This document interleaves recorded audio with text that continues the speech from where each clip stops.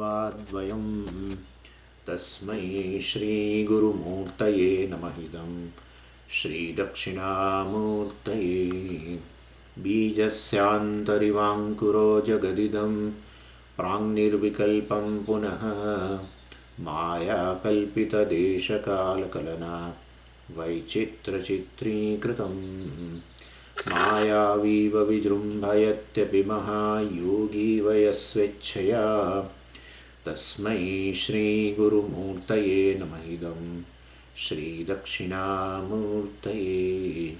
तस्मै श्रीगुरुमूर्तये नमः। इदं श्रीदक्षिणामूर्तये। ॐ सहना भवतु सहनौ भुनक्तु सह वीर्यं करवावहै तेजस्विनावधीतमस्तु मा विद्विषावहै। ॐ शान्ति शान्ति शान्तिः।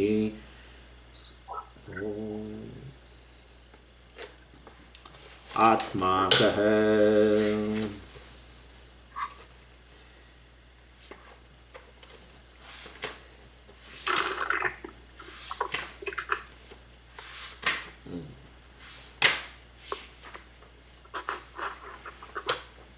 स्थूल सूक्ष्म कारण शरीरात् व्यतिरिक्तः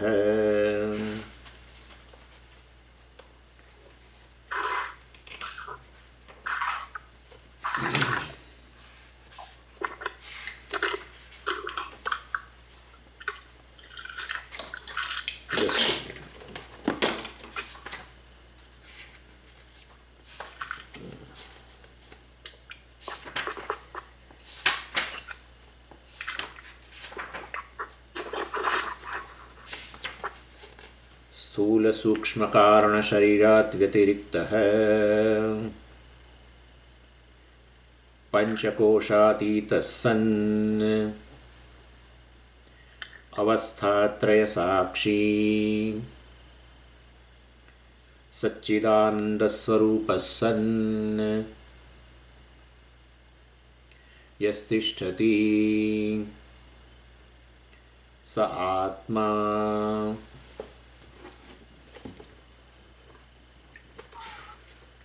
So we are seeing the definition of Atma, and almost now we have covered most of the things.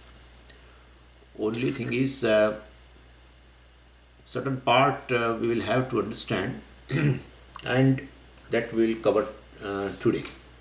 So Atma is Satchidananda Swarupa.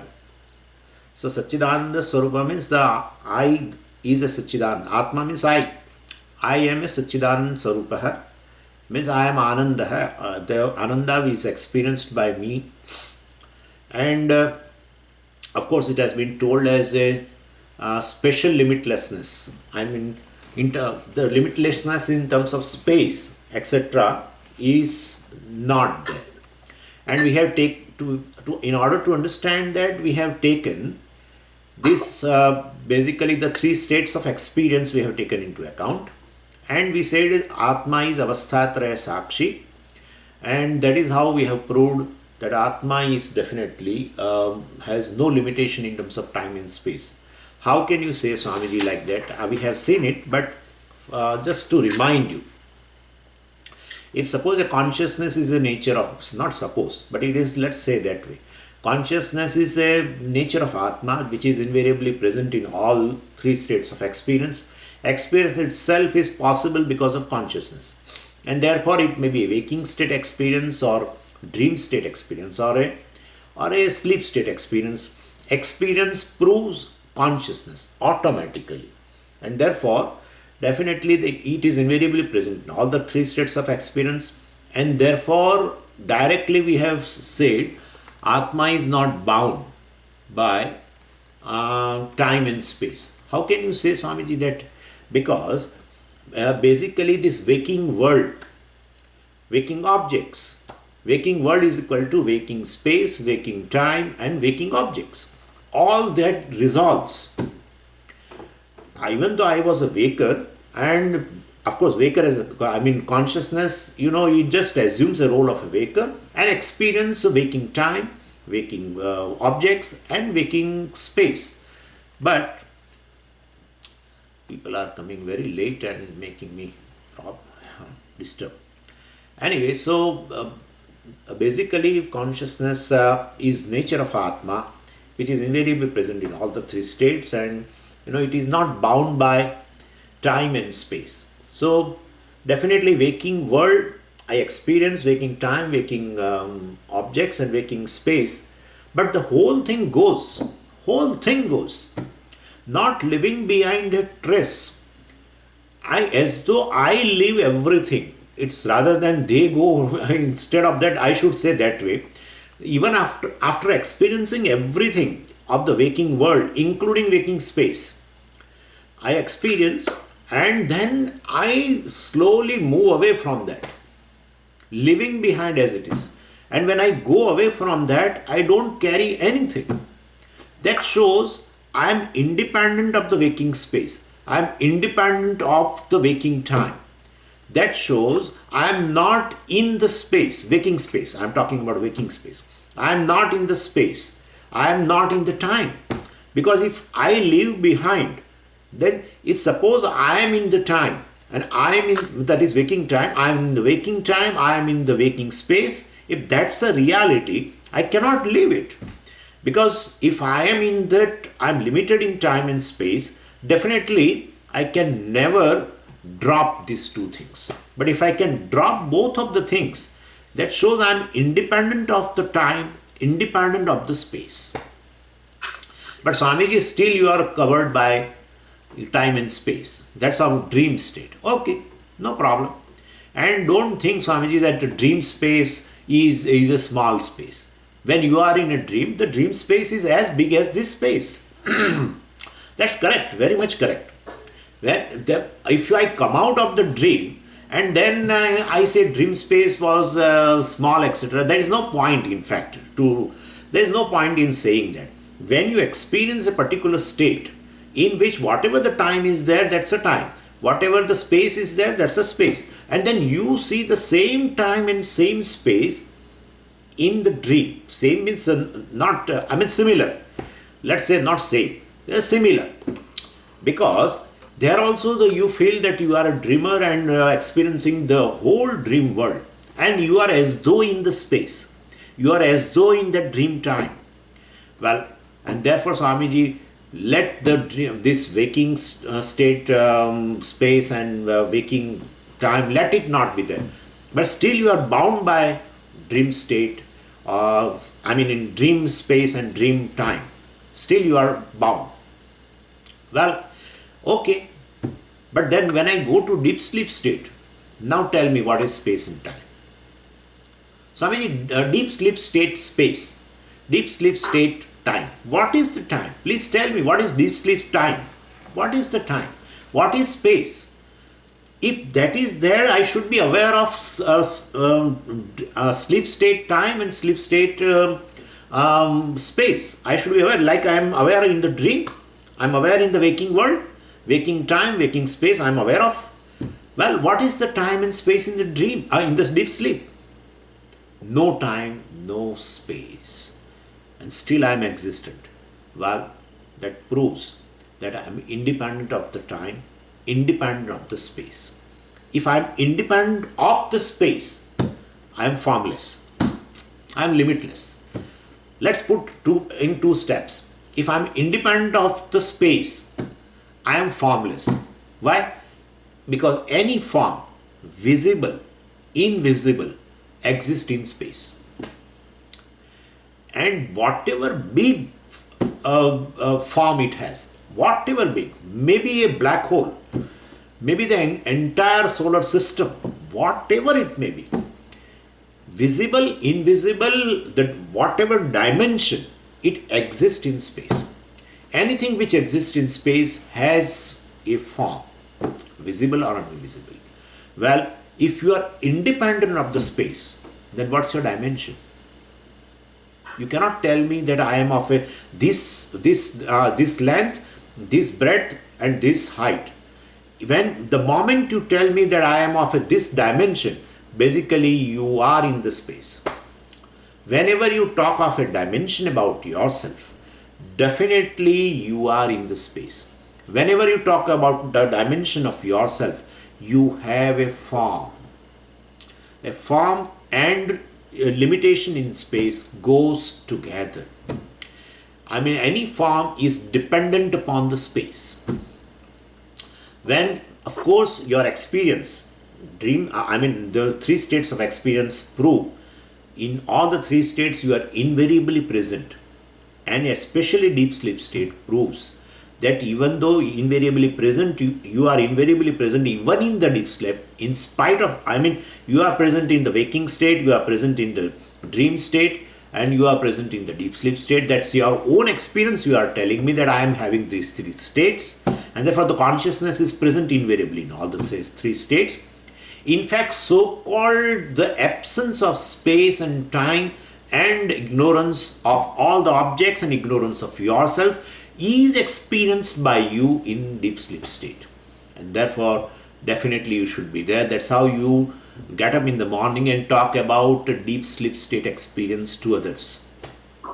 Well, that you are not knowing anything, you slept well, etc., etc. And therefore, you are definitely there. You can talk about any experience you cannot talk about any experience without consciousness being invariably present in that state. And therefore, just a minute, I'm sorry, these people.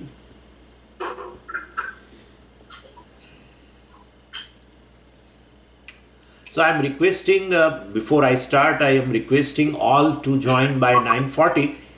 9:40, everyone should be present in a waiting room from evening. Not afterwards, I could not allow because my process of thinking, etc., gets disturbed. After 9:45, I will not allow anybody from the waiting room to the meeting room. Anyway, so this is this is how I can say I am a formless or I am limitless. Either way, you can say I am limitless or I am formless. So there is no special limitations to me. And therefore, and we have also seen that if you want to put these things in a different words, you can definitely say nothing is away from me. Like, as I say, the space, which is, formless. Let's say, for a time being, space is a formless. And all the things exist in a space. Means what? Nothing is away from the space. That's all it is. And the same way, including space and all the objects, are not away from me. That also we have seen very well. Therefore, space is consciousness. Space is totally dependent upon consciousness for its existence and for its revelation. And the objects in the space also depend upon the consciousness for their existence and for their revelation. And therefore, whole world which exists in the space, along with the space and all objects, are non-separate from self-existent, self-revealing myself, I, which is called Atma, that is self-existent Sat, self-revealing Chit. That Atma is limitless. That's how we can say formless, limitless, called Ananda. Well, we are going to discuss a little bit of why Ananta instead of Ananta we use word Ananda. But there is not a big issue in that. Well, the same limitlessness, that is I, is experientially called fullness or Ananda or happiness. That's all it is. In other words, it is called wholeness. Well, why are you using so many words? Use one word. We are confused, Swamiji. No, you are not confused. I will tell you the context. Sometimes the words are used having in essence they have one meaning, but sometimes they use the different words so that contextually you can understand. The thing is, I am limitless, but that limitless is called wholeness. Limitless is called Ananda or happiness or fullness. Well, that has a little bit a shade of a difference, not much difference. Anyway, so in our usual experience of happiness, there is this fullness. In that fullness only, I, the limitlessness, is totally available as an experience to me. Please understand this. Not cognitively, experientially I know I am limitless. And that limitlessness in experience, the limitlessness that is I, which is that experience is generated due to certain factors. Well, that's correct. But the same limitlessness that is I is experientially called happiness, fullness. That's all it means. Or wholeness. Anyway, so, and limitlessness cannot go, cannot come, because consciousness itself cannot come and go. The consciousness that is limitless cannot come and cannot go. This is very simple to understand. Limitless thing cannot go. Where it wants to go, suppose, there it is already there being limitless. And therefore limitlessness cannot go. And as a consciousness, even if you see, consciousness is present in in the past, in present, in future. It is present even in the present also, in all the three states called waking, etc. So without consciousness, there is no experience at all. So even I am seeing you right now automatically proves a self-revealing Atma. I'm seeing you automatically proves self-existent Atma, self-revealing Atma, consciousness Atma. And therefore, it is all the time there. We need not have to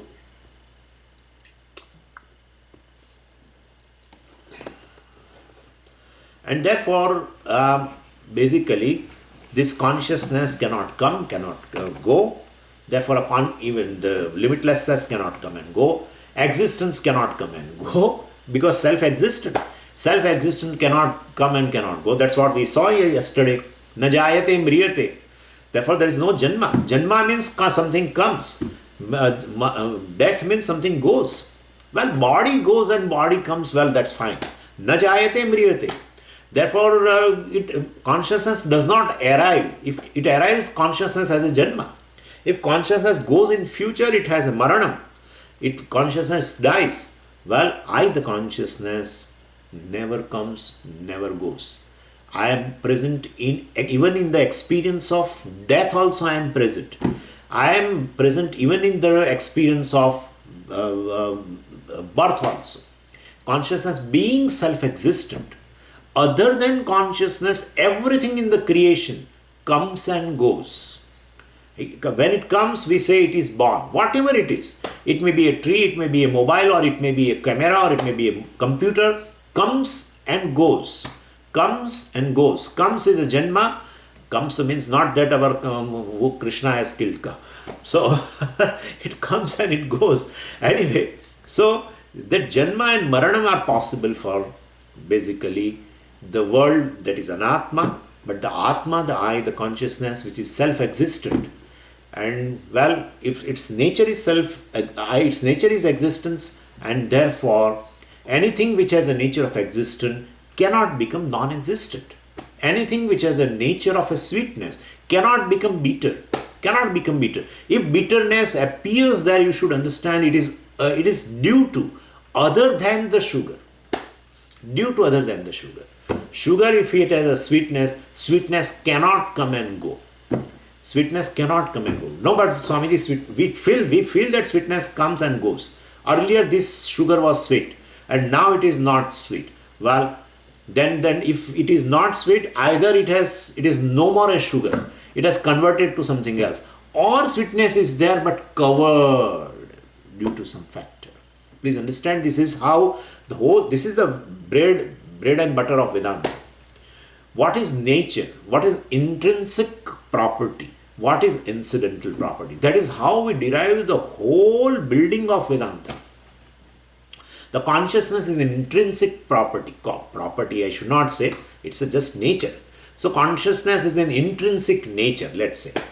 It's an intrinsic thing of Atma. And definitely existence also is an intrinsic thing. And limitlessness is intrinsic thing. It doesn't come, doesn't go. What is incidental comes and goes. Waker comes and goes. Dreamer comes and goes. That's how somebody was asking Swamiji, this aham is present in all the three states.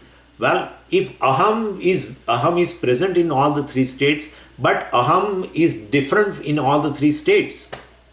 That ahankara or the aham, the ego, etc., is definitely different.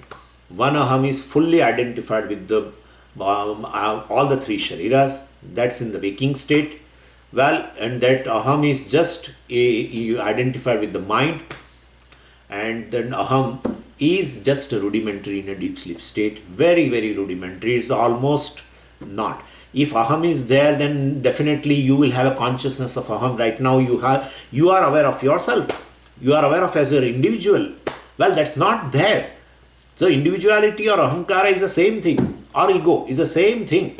Well, but you are not aware of yourself, individuality is dropped, and therefore that aham is almost rudimentary. Even if you say it is not there, there is no, because aham arises along with the mind, because it's a vritti, it's basically I thought. It arises along with the mind, and in deep sleep state the mind resolves, and therefore aham vritti also resolves. But even if you want to say, it is very, very rudimentary, and therefore this aham is, even though it looks aham is present in all the three states, suppose if you say, still they are varying. What is waker is not a dreamer, what is dreamer is not a sleeper, and therefore if waker continues in the dream, well, there is no dream state, or dreamer continues in a deep sleep state, there is no deep sleep state.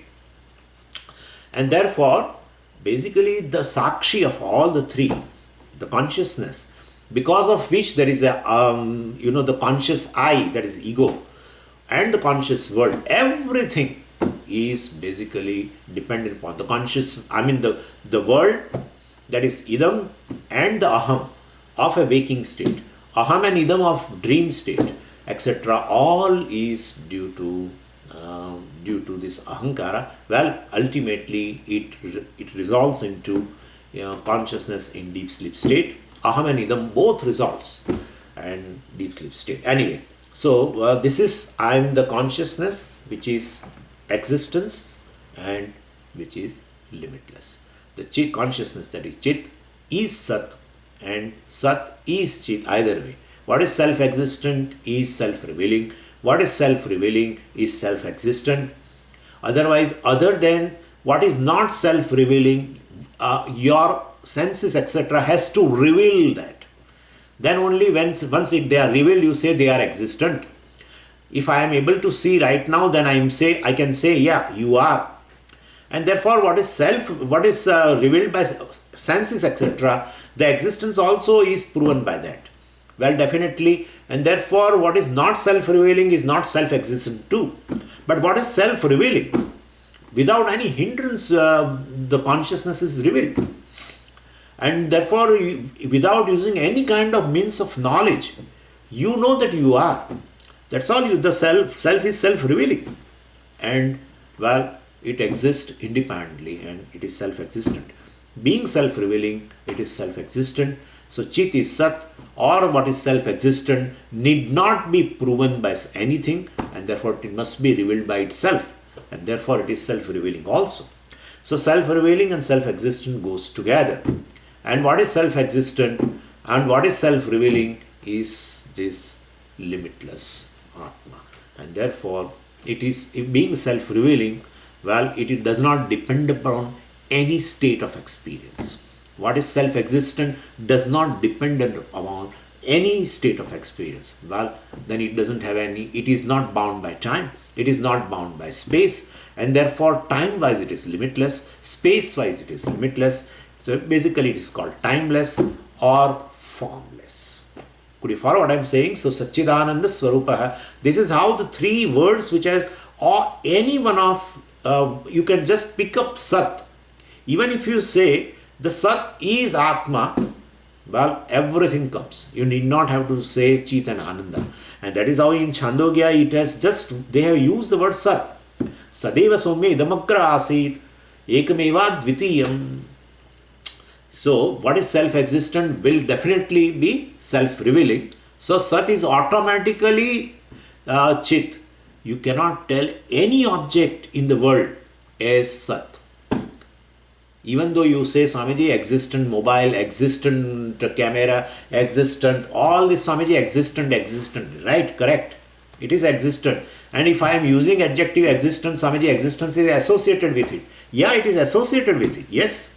Not intrinsically, incidentally. Incidentally. What is incidental? Well, definitely it has been borrowed by that thing. Definitely.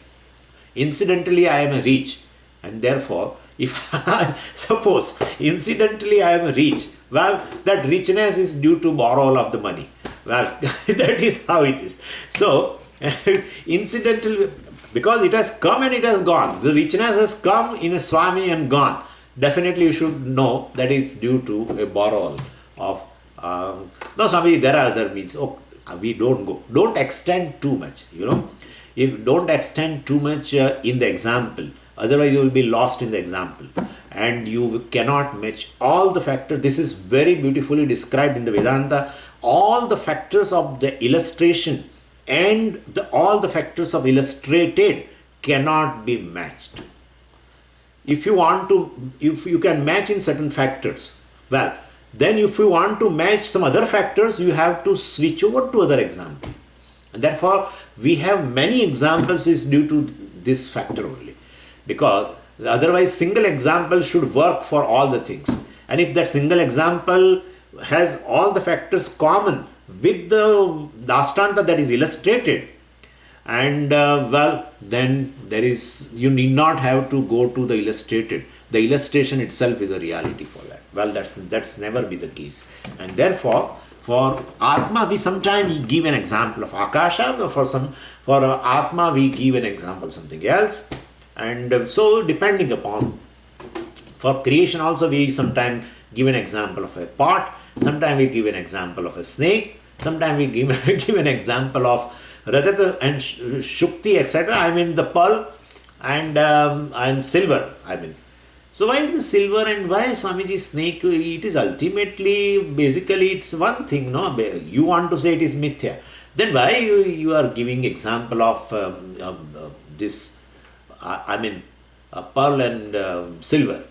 You can give an example of rope and snake. That's sufficient. We are able to understand. You need not give an other example. But in the world which is mithya, you have two different things. For certain aspects of the world, or for certain part of the world, you have fear also, or you have a dislike also, let's say other way. And for certain part of the world, you have a lot of attachment also. So we will have to give you these two examples. You have definitely attachment for the silver. Well, we say the world is mithya, it's like this, the silver which is projected on the pearl, and therefore we give that example. And for certain part of the world, you have a dislike or fear or etc. or disgust, then we say, well, what you are disgusting or what fear you have for something, well, it is mithya. So for that we give an example of Rajju Sarpa. So every example contributes. Understand this very well. Don't try to, many people, our own sadhakas, they try to see all the aspects of an example or the illustration they try to compare with what is illustrated. Well, Drishtanta and Dashtanta will not match, cannot match in all the factors. Anyway, so now the question was, I'm just repeating of yesterday's certain aspects, but I feel that I should put more emphasis, and maybe perhaps we can look at the things which we have discussed yesterday. We can look at it little differently also, and so I am discussing with your permission that whatever we have discussed yesterday. Anyway, so if this is so, but I am limitless and I am consciousness, etc. Well, other things are okay, Swamiji. I am a conscious being in any experience. I know that. But in all experience, I don't feel I am limitless. Even though I am a conscious being, is invariably present in all. And I am existent in all the three states of experience, or in all the states of even in a life called, let's say, childhood and this and that. In past I was there, and in present I am, and I will be there in future. Okay, I can understand. But I am not able to understand that I am limitless, because the consciousness is limitless, you are telling. Then I am a conscious being, that still I am feeling limited. In only the moments of joy you say that your fullness is, or wholeness, or happiness is expressed, and so you experience your limitlessness experientially. I mean, the limitlessness which is experienced as a fullness or happiness. Well, that also I agree. But if that is my nature and you say it is intrinsic, if it is intrinsic, it cannot come and go, then I should experience all the time limitlessness. I am limitless, that must be my experience. Why I have to wait for moments of joy? Why I have to wait? So I am asking the person, why do you feel like that? That in other moments of, even though you are limitless, you don't know, you don't experience limitlessness all the time. Then he said, I don't know. Well, that's the reason. Vedanta is addressing this thing only, what I don't know about myself. That's what Vedanta, that's the subject matter of the Vedanta is. That regarding the self, you don't know something. Well, that's what the point is. Even though experientially you have an experience of a limitlessness, even though you experience fullness now and then, well, but you do not know it is yourself. You only will tell me right now, whenever you experience fullness or happiness, do you tell me honestly that you are happiness, or you say that this particular object has given happiness? Please tell me. No, Swami, yes, correct. That this, I say this object has given me happiness. This person has given me happiness.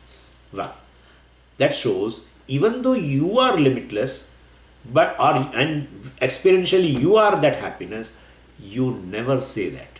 You say the object, you always tell other than yourself as a source of happiness. Well, so that's a point. Therefore, it means even though the fullness that which you experience now and then, you don't know that it is just yourself. That is the only cause. So the notion that you are just an individual, that is dropped even in a deep sleep state, and the individual, I am an individual, I am insignificant, I am limited, etc. is dropped in a deep sleep state, and then definitely you experience that thing.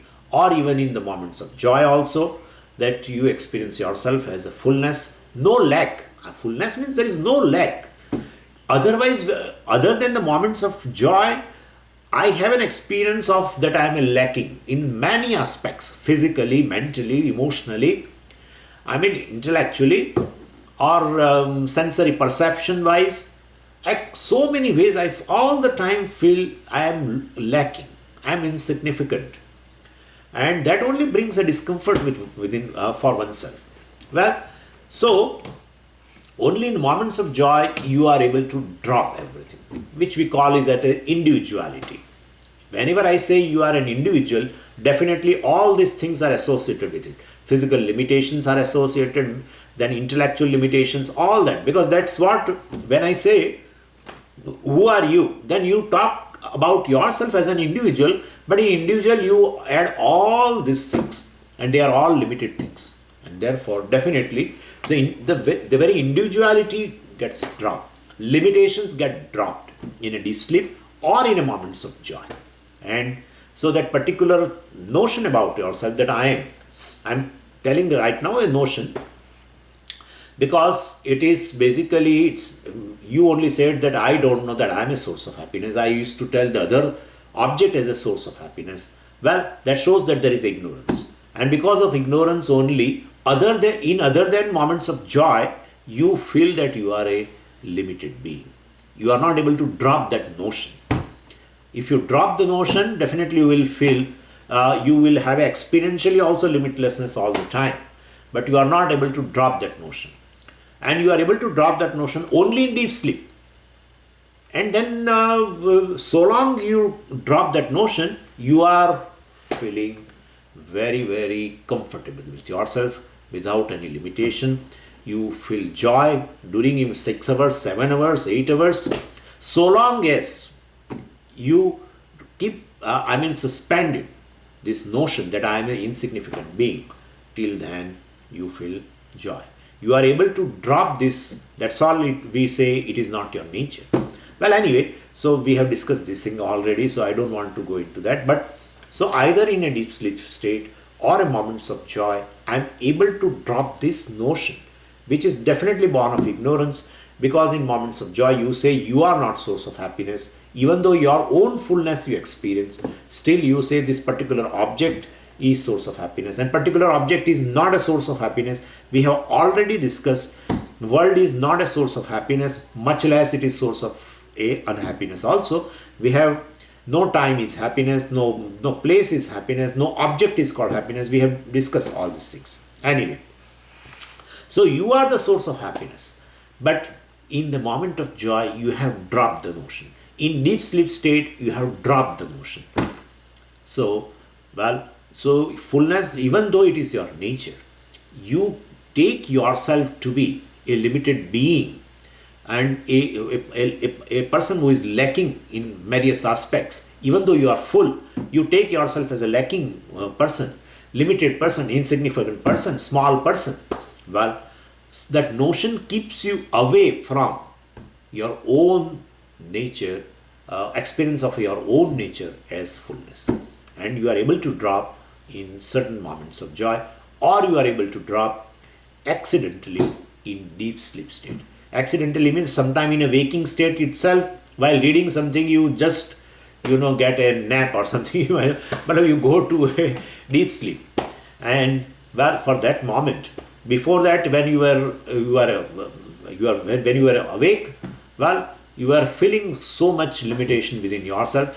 You are reading something, suppose you are reading a book, and while reading a book itself you find so much of limitation. You feel what a amount of knowledge in the world is. I am not able to know everything. When I am reading this book, I find that a limitation in terms of knowledge within me, centered on the self, and that brings a lot of discomfort with you, and a sense of insignificance centered on the self. And in case, suppose you get go to a deep sleep state for a moment, a few moments, in that state you have dropped the notion, and then you say in between you become a fresh or you get a joy. So this is how it is. Anyway, now let's go ahead. Now, whenever we experience a joy, there are two things that's for sure. One is the subject, other is the object. So in a moment of joy, especially in a waking state, the two things are already there. Let's not talk now about deep sleep state, because many people feel that we should talk about a waking state which we experience all the time, in which we confront the objects or we deal with the objects in the waking world, and there we have to analyze these moments of joy, etc. And what happens during that moments of joy, so that I am able to experience my own fullness, etc. We have to discuss that part. So what happens, there are two types of objects. Even in the waking state, there are two types of objects. Some of the objects are such for which they are not able to invoke in you a wanting person, because that object is no more a wanted person, no more a wanted object. If there are two types of objects for which some of the objects you don't have that kind of a wanting, so they don't have a status of a wanted object. If they are not wanted, you are not a wanting being. If they are not wanted, then you are no more a wanting being. Then nothing. If you are not a wanting being, means you are not feeling lack within. Wanting means a lack. If you are not a wanting being, you are not feeling a lack within, or you are not feeling a lack centered on the self. Definitely, you are experienced to yourself as a full being. If you don't, because self is self-revealing, and it is revealed either as a lacking being, either as a wanting being, either as a non-wanting being, non-demanding being. And whenever in moments of joy is, you are no more, that particular object has come, and you are a subject, that's an object, but it is no more, you don't have any demand towards that object, you don't have any kind of wanting towards the object. Then some objects like that, if they don't create a wanting being from you, then you may feel, you experience yourself as a you experience fullness within you, that's centered on the self. So that these are the situations in which that wanting I is totally taken care of. And that such kind of moments are there, like somebody cracks a joke. I told you that you go to the nature, or you see a child, even somebody's child, our own child, may be a source of sometimes a nuisance also, because we have to clean a lot of things and everything. Anyway, but somebody's child which we have not to take care of, that may become a source of a joy in that way. So whenever you see a child, a mountain, this, etc., beautiful flowers, beautiful birds, or a flowing river, making some kind of even good sound, and clean sky, and all this. So many objects pertaining to the nature, for which you don't have any demand. You don't have any demand that, and you know that even if you keep some demand towards a mountain or towards a tree, it is not going to be get fulfilled. Even if you tell to your friend that I have a demand towards this mountain, he says you are full. He will tell me like that. So I am somehow able to enjoy the objects of nature very well without any demand. You don't have any demand or want towards those objects, and definitely they don't have a status of a wanted object, and then you are no more a wanting being. And at that time, your own experience about yourself is this fullness, and that is full. So for the fullness, you need not have to fulfill all the desires. This fullness is not something that comes between the fulfillment of desire and rise of another desire. It's not so that I have fulfilled a desire and next desire arises. In between, I'm a happy person, or I'm experiencing this joy. Well, that's not correct, because you become a happy person even without fulfilling a desire. You become an unhappy person even after fulfilling the desire also. And we have seen these examples also. Like you buy a car sometime. Sometimes you buy a car, and then that's what you have a desire, and you bought a particular car. The desired object is right there in your near a house. Yeah, but still, whenever you look at the car, you may be possible that you may feel unhappy, because just after that some new model has come, or this particular model, it is consuming a lot of fuel and expenses and whatnot, and maintenance, it takes a lot of time, effort, money, etc. And so whenever you see a car, either you may not like the color, but you have just bought it thinking that this is a good color, but now you feel it is not good color. Whatever may be the reason, you have desired a car, and the desired car is right there. When you experience that car, instead of a happiness, it's all the time making you sad. It is possible.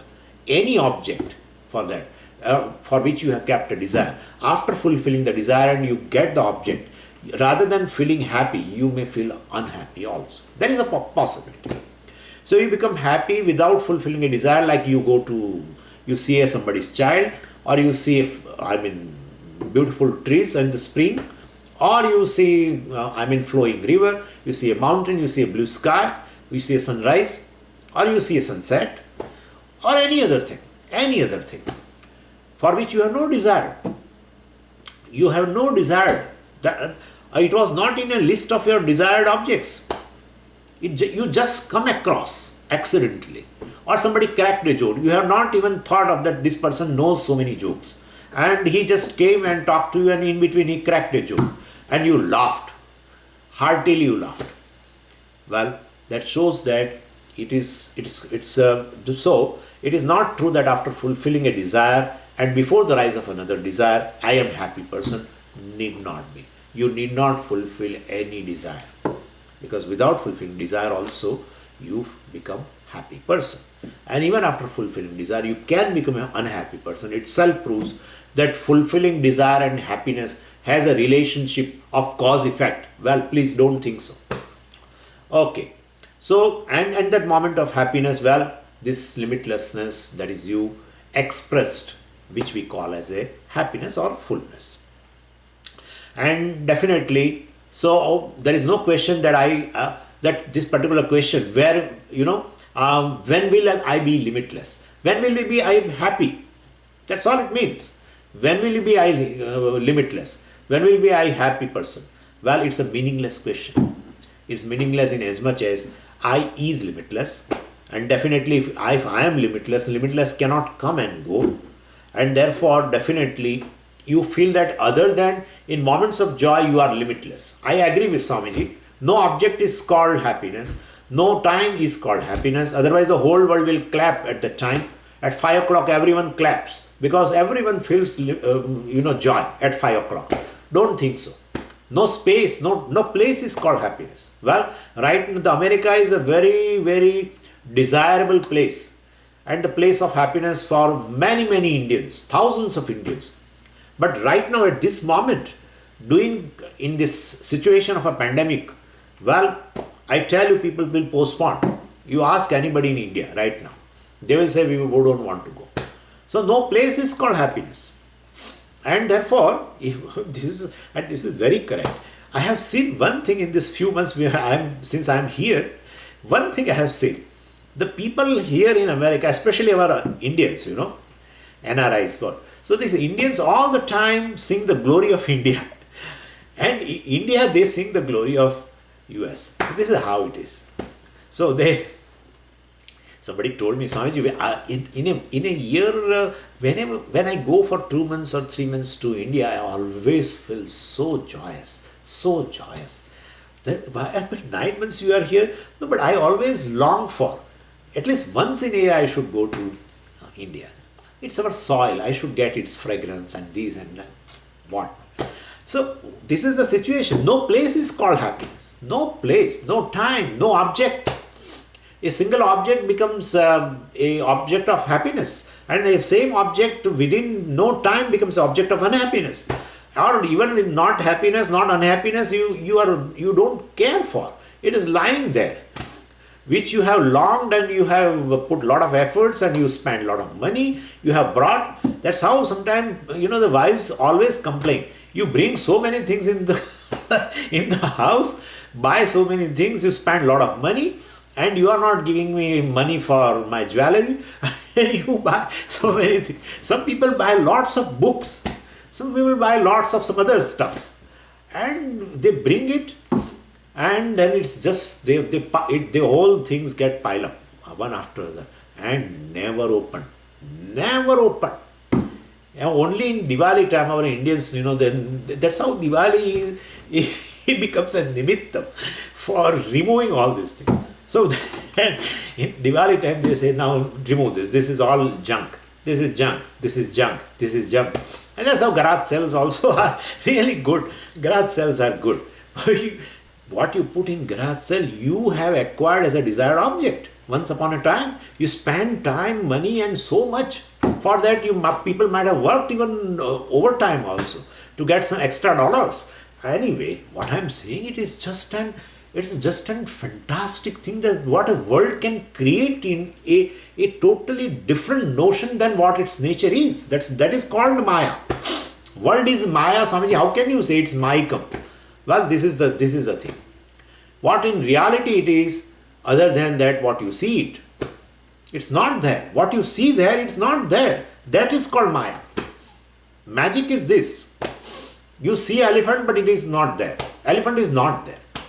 You see something that this particular woman is cut in 3 pieces and that's how they do. Well, nothing is there. Don't think so. Anyway, whatever a magician shows, well, please don't believe it. No, Swamiji, we don't believe it. You need not tell us. Okay, that's fine. But in this world, you definitely believe. In this world, you definitely believe. The magician has created this out of his Maya. The Ishvara, the magician, has created this. But you definitely feel something contrary to what it is in nature. Anyway, this is just by the way.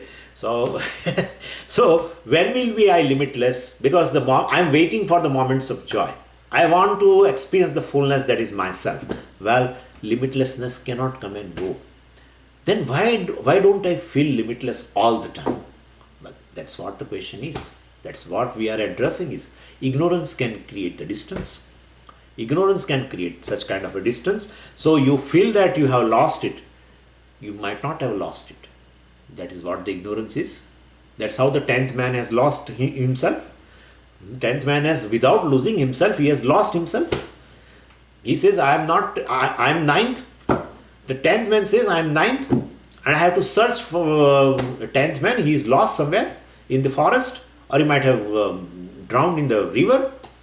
So 10th man is searching for 10th man. Thinking that he is lost. Reality is the ignorance of 10th man. That's how it is. So in other moments, other than the moments of joy, well, ignorance about yourself plays a role. And if it's just ignorance, there is not a problem. Ignorance is bliss.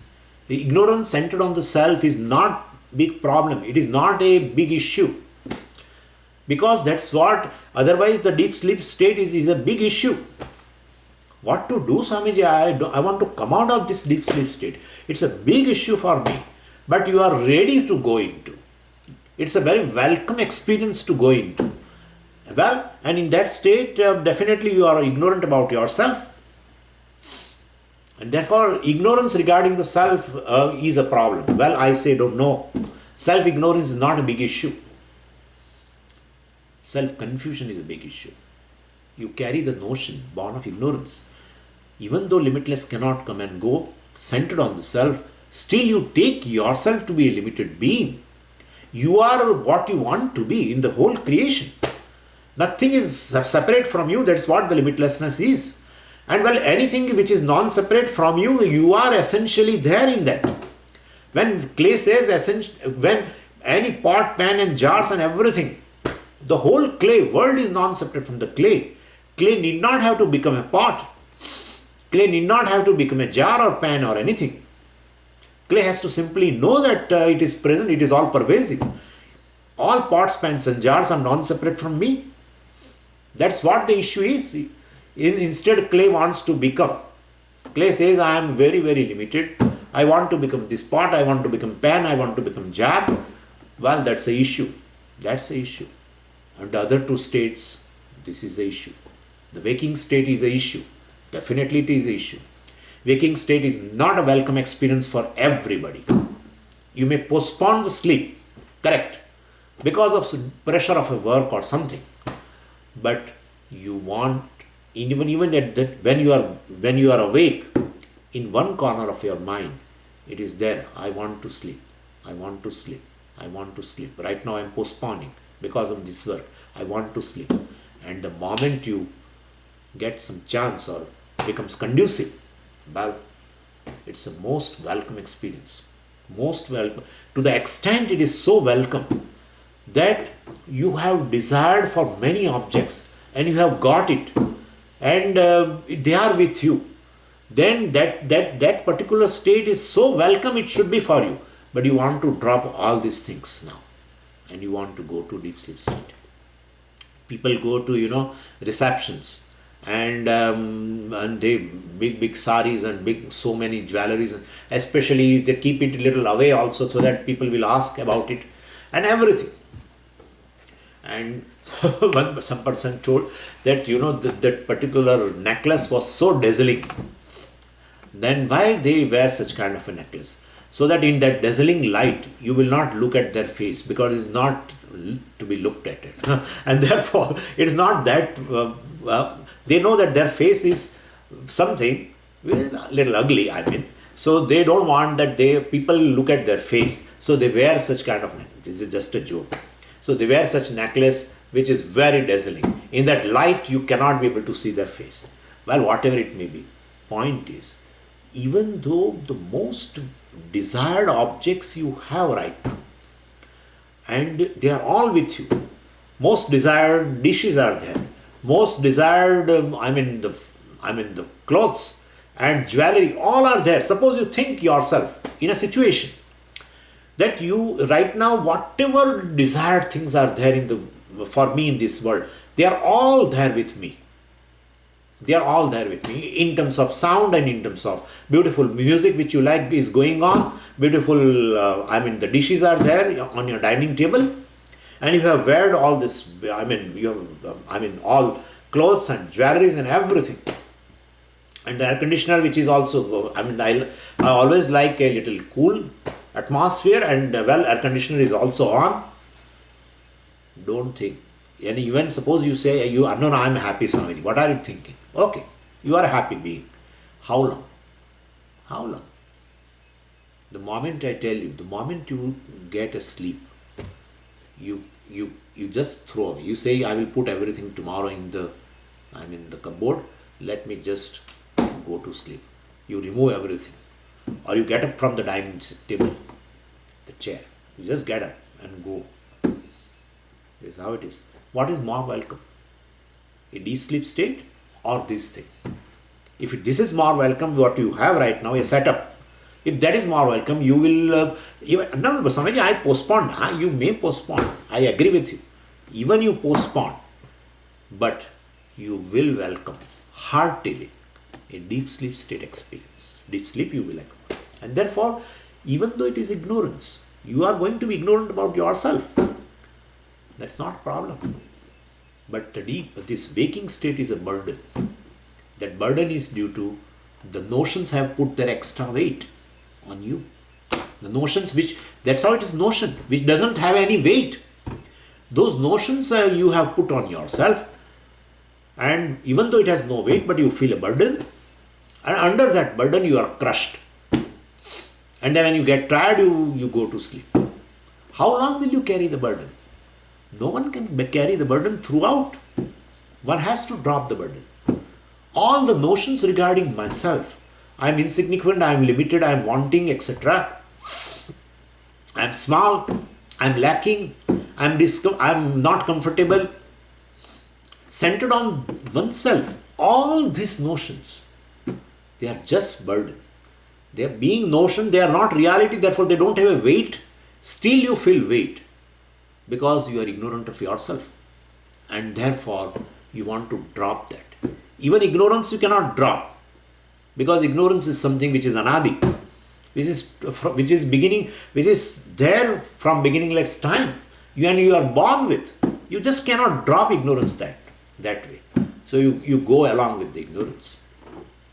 Well, ignorance of course is non-separate from the self, but you go along with the ignorance. You are self-ignorant in a deep sleep state for 6 hours, 7 hours, 8 hours. Then that should be a big issue? No, it's not.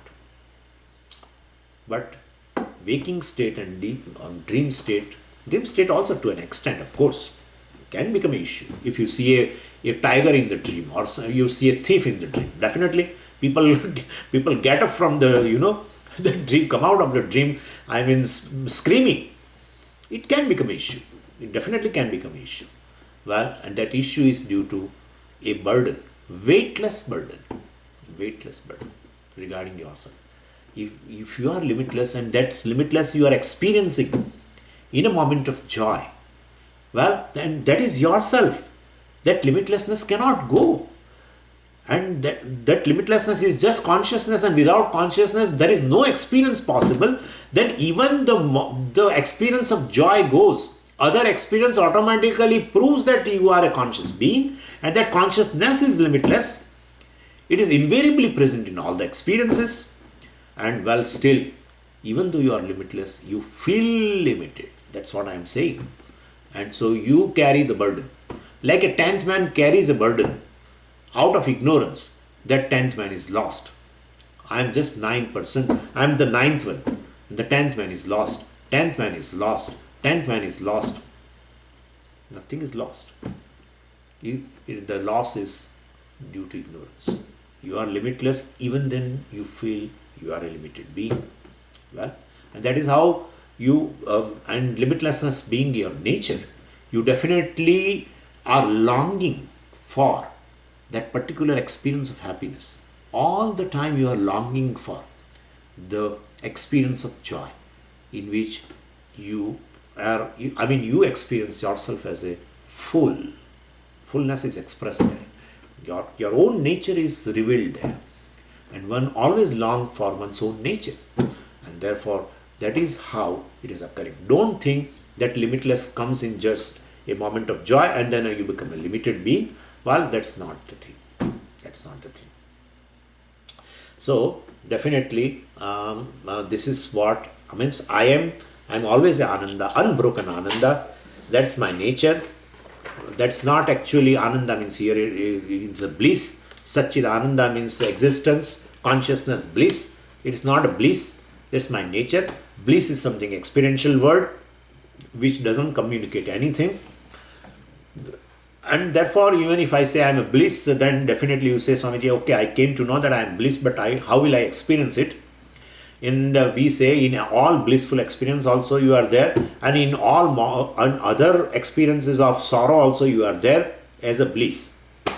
Any experience of all the three states, any experience, it's the experience of joy, experience of sorrow, experience of disgust, experience of dispassion, experience of depression, whatever it is, any D, you take any D, no problem, you are there, limitless all the time, because limitless just comes in a moment of joy, in experience of joy, and goes away. Limitless cannot go anyway it cannot go. And and also other experiences are not possible without consciousness, that is I, being there. Any experience, object of experience, proves the I, the subject, as consciousness. And that consciousness is limitless, which is free from the time, which is free, it is timeless, which is free from this, spatially limitless. It has no form, it is formless, and it is independent of the space, independent of the time. And therefore, that limitlessness, consciousness, I am, it pervades all the states of experience. And so you feel limited, that's due to your notion. Dropping the notion, you know, dropping the notion, you really come to know that what you are. That's what the job of Vedanta is. By removing the ignorance, we basically want to make the person, we want the person to drop of this notion. And that is how the Vedanta works. Now some more things are left. We will see tomorrow. Om Purnamadah Purnamidam Purnat Purnamudachyate Purnasya Purnamadaya Purnameva Vashishyate. Om Shanti Shanti Shanti. Harihi Om Shri Gurubhyo Namaha. Harihi Om.